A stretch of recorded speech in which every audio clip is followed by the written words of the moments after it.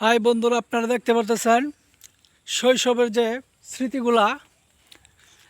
আপনারা যদি গ্রামে থাকেন তাহলে চিনবেন। এই যে দেখেন কি সুন্দর দাঁতুই গুড়া। এই যে দাঁতুই গুড়া পাকনা পেকে গিয়েছে। এই যে দেখেন, এটার কিন্তু রংটা হলো সবুজ, আর পাকলে কিন্তু কালা হয়। আর এটা এত সুস্বাদু, যারা গ্রামে আছেন শুধু তারাই জানেন। এই যে আমি নিয়ে নিলাম, আসতেছে না, এই যে নিয়ে নিলাম আমার হাতে, এখন আমি খাবো। ও, সেই স্বাদ। এই যে আপনারা দেখতেছেন, এই গাছে প্রচুর পরিমাণে দাঁতুই আসছে, যার কারণে এই ডাইলটাই কিন্তু ভেঙে গিয়েছে।